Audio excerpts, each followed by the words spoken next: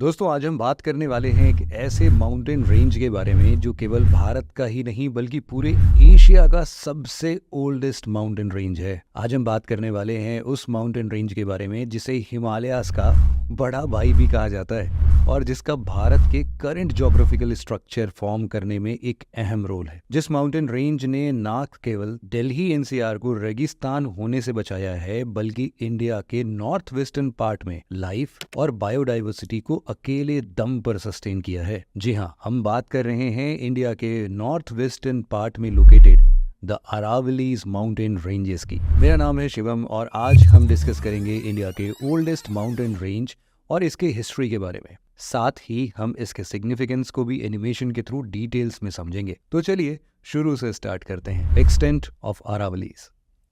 Aravalli mountain ranges India के north western part में located है और इसका लिटरल मीनिंग है लाइन ऑफ पीक्स। ये माउंटेन रेंज दिल्ली से लेकर हरियाणा, राजस्थान होते हुए गुजरात तक फैला हुआ है। इसका टोटल लेंथ 700 किलोमीटर से भी ज्यादा है और इस माउंटेन रेंज में लोकेटेड हाईएस्ट पीक है गुरु शिखर, जो राजस्थान के माउंट आबू के नजदीक लोकेटेड है। गुरु शिखर पीक की हाइट 1722 मीटर्स है, जो पूरे अरावली रेंज में सबसे ज्यादा है। Aravali mountain ranges mineral resources के साथ साथ प्रेशियस स्टोन्स जैसे कि ग्रेनाइट, सैंडस्टोन और मार्बल्स में बहुत रिच है। इनफैक्ट अरावली में लोकेटेड मकराना के बारे में आप सबने सुना ही होगा। मकराना हाई क्वालिटी मार्बल्स के लिए पूरे देश भर में फेमस है और यही वो जगह हैं जहां के मार्बल्स का यूज आगरा के ताजमहल को बनाने में किया गया था। खैर, ये तो बात हो गई अरावली के एक्सटेंट की। आइए अब देखते हैं कि आखिर इस डाइंग माउंटेन रेंज का फॉर्मेशन कैसे हुआ था। Origin of Aravallis. दोस्तों, जैसे कि हमने पहले भी डिस्कस किया कि अरावली केवल इंडिया का ही नहीं बल्कि पूरे एशिया का सबसे ओल्डेस्ट फोल्ड माउंटेन रेंज है। इसका फॉर्मेशन आज से करीब 2000 से 3000 मिलियन साल पहले हुआ था। हाँ जी, बिल्कुल सही सुना आपने। और उस समय इसका हाइट आज के हिमालयास के हाइट से भी काफी ज्यादा था। हिमालयास की तरह ही अरावलीज का भी फॉर्मेशन दो कॉन्टिनेंट प्लेट्स के आपस में कन्वर्जेंस से हुआ था और इस वजह से ही इसे एक फोल्ड माउंटेन कहा जाता है। अरावलीज का फॉर्मेशन प्री कैम्ब्रियन एरा में मारवाड़ क्रेटॉन और बुंदेलखंड क्रेटॉन के आपस में कन्वर्जेंस से हुआ था और इसी वजह से आप देखेंगे कि अरावली का अलाइनमेंट नॉर्थ ईस्ट से साउथ वेस्ट के डायरेक्शन में है। जैसे कि आप सबको पता है कि माउंटेन फॉर्मेशन इवेंट को हम ज्योग्राफी की भाषा में ओरोजिनी कहते हैं।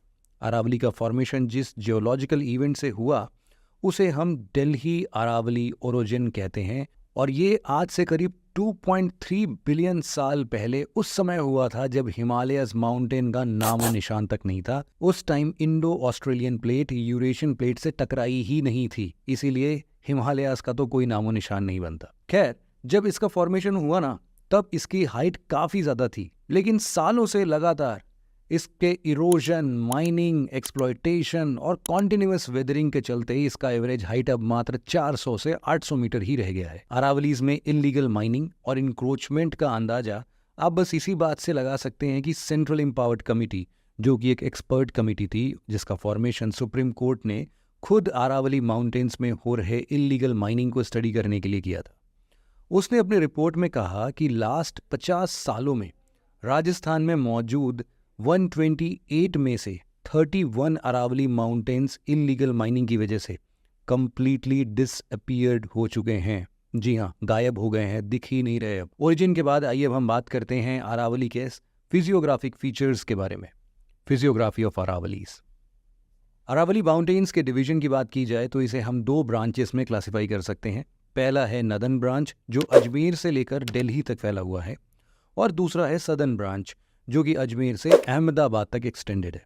सदर्न ब्रांच के कंपैरिजन में अरावलीज का नदन ब्रांच ज्यादा इरोडेड है और इसकी वजह से इसकी हाइट भी सदर्न ब्रांच के कंपैरिजन में कम है। अरावलीज माउंटेन के लेफ्ट साइड में थार डिजर्ट लोकेटेड है और इसके राइट साइड में लोकेटेड है ईस्टर्न राजस्थान अपलैंड्स। इसी तरह अरावली माउंटेन्स के सदर्न पार्ट में लोकेटेड है गुजरात प्लेन्स और इसके नदर्न पार्ट में लोकेटेड है गंगा यमुना प्लेन्स। राजस्थान में located the great boundary fault Aravali mountains को गैंगेटिक प्लेन्स और विंध्यान रेंज से सेपरेट करती है। हिमालयन माउंटेन रेंजेस और वेस्टर्न घाट्स की तरह ही अरावली माउंटेन में भी कई सारे पासेस लोकेटेड हैं जिससे ट्रांसपोर्ट और कम्युनिकेशन होता है। अरावली माउंटेन्स में लोकेटेड माउंटेन पासेस में सबसे इंपॉर्टेंट पास है हिस्टोरिकल हल्दी घाटी पास। ये पास राजस्थान के राजसमंद डिस्ट्रिक्ट को उदयपुर डिस्ट्रिक्ट से कनेक्ट करता है। ये पास महाराणा प्रताप और मुगलों के बीच लड़ी गई बैटल ऑफ हल्दी घाटी 1576 के लिए भी काफी फेमस है। अरावली में लोकेटेड दूसरा इंपॉर्टेंट पास है गोरन पास, जो माउंट आबू के नजदीक लोकेटेड है। ये पास उदयपुर सिटी को सिरोही डिस्ट्रिक्ट से कनेक्ट करता है।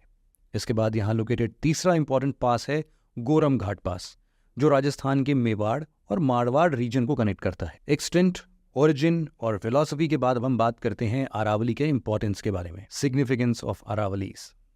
दोस्तों, ये काफी अनफॉर्चुनेट है कि हिमालयाज के सिग्निफिकेंस के बारे में तो बहुत कुछ लिखा पढ़ा और डिस्कस किया गया है, लेकिन इंडिया के नॉर्थ वेस्टर्न पार्ट में लोकेटेड इस डाइंग माउंटेन के सिग्निफिकेंस को हम अक्सर साइडलाइन कर देते हैं। अरावलीज का इंपॉर्टेंस किसी भी मायने से हिमालय से कम नहीं है, जिसे हम आगे देखेंगे और समझने की कोशिश करेंगे। अरावलीज का सबसे बड़ा सिग्निफिकेंस ये है कि ये इंडिया के नर्दर्न प्लेन्स में डिजर्ट के एक्सपेंशन होने को रोकता है। आज अगर अरावली ना होता तो शायद दिल्ली, ईस्टर्न राजस्थान और वेस्टर्न उत्तर प्रदेश इतने हरे भरे नहीं होते। ये अरावलीज ही है जो ना बल्कि थार डिजर्ट के ईस्टवर्ड एक्सपेंशन के लिए एक मेजर फिजिकल बैरियर की तरह काम करता है, बल्कि ये माउंटेन इंडियन ओशन से आ रही मॉनसून विंड्स को भी ईस्टवर्ड पुश करता है, जिससे कि वेस्टर्न उत्तर प्रदेश, ईस्टर्न राजस्थान, दिल्ली, हरियाणा के साथ साथ पंजाब में बारिश होती है। मॉनसून विंड्स के साथ साथ Aravallis mountain Indus river basin और गंगा रिवर बेसिन के लिए भी एक वाटरशेड की तरह काम करता है। तो आपने देखा कि आखिर कैसे ये अरावलीज ना केवल इंडियन फिजियोग्राफी बल्कि यहाँ के क्लाइमेट, बायोडाइवर्सिटी और भी बहुत कुछ के लिए इंपॉर्टेंट है। आज के समय में जब इन माउंटेन्स का एक्सप्लॉयटेशन अपने चरम पर है,